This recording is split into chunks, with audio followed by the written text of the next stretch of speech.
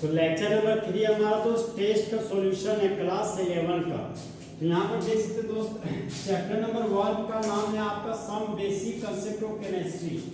तो question number 35 में आते दोस्त। क्वेश्चन नंबर 35 है हमारा, क्वेश्चन नंबर 35 है the volume of 1 mole of a gas at NTP. तो सबसे पहले जाएंगे तो ये एनटीपी क्या होता है। एनटीपी का फुल फॉर्म होता है नॉर्मल टेम्परेचर प्रेशर। सामान्य तापमान दाब को हम लोग नॉर्मल टेम्परेचर प्रेशर बोलते हैं, जहां पर प्रेशर 1 एटमॉस्फेयर और टेम्परेचर हमारा 25 डिग्री सेल्सियस हो, उसी को हम लोग एनटीपी चाहे एसटीपी भी कहते हैं। तो बोलते हैं दोस्त कि नॉर्मल टेम्परेचर प्रेशर पर एक गैस के 1 मोल का वॉल्यूम कितना होता है।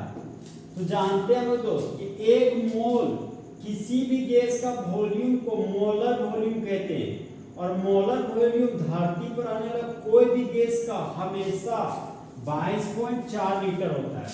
तो क्वेश्चन नंबर 35 का ऑप्शन नंबर बी 22.4 लीटर आपका फुल एचपी में सही है।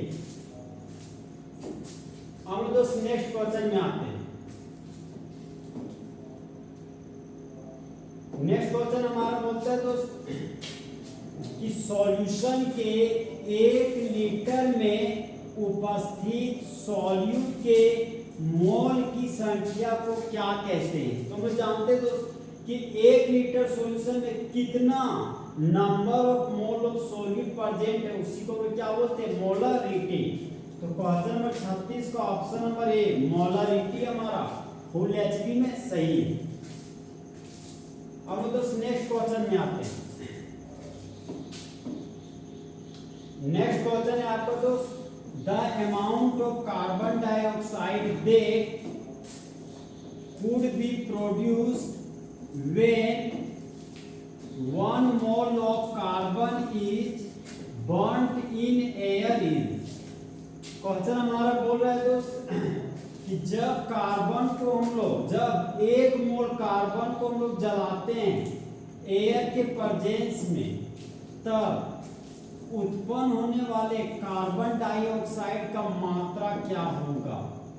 ये क्वेश्चन हमारा दोस्त सॉल्यूशन करने से बनेगा।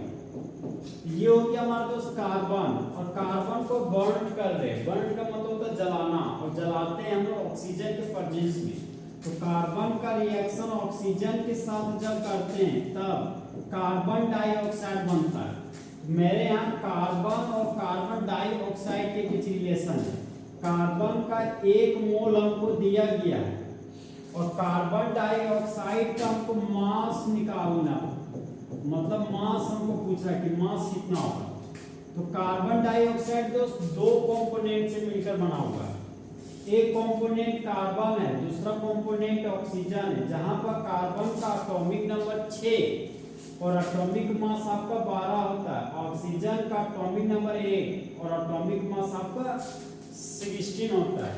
तो कार्बन का एटॉमिक मास हो गया 12, एक एटम है तो गुना 1। कार्बन से ऑक्सीजन के पास गए तो पॉजिटिव साइन यूज किए।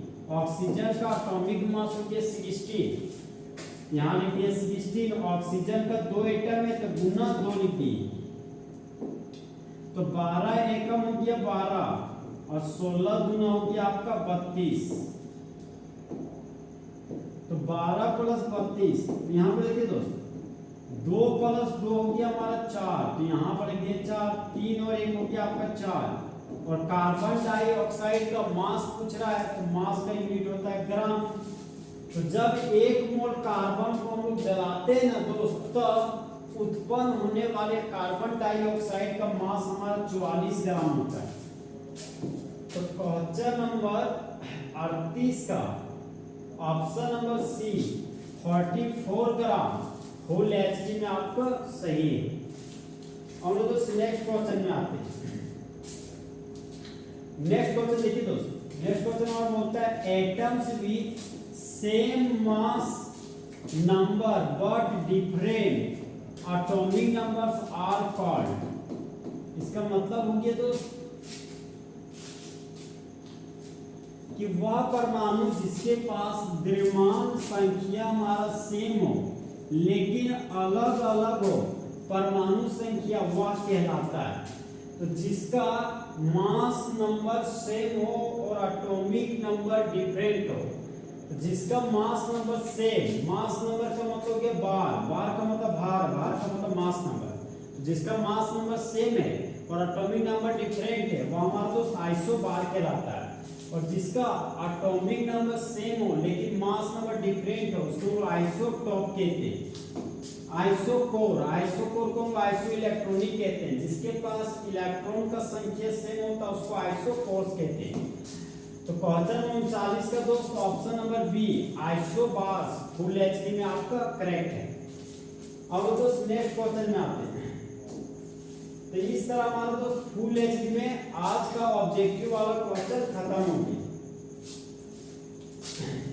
तो दोस्त जले हुए को आग और बुझे हुए को राख कहते हैं, और जो राख को बारूद बनाते हैं उसे हिमांशु कुमार कहते हैं।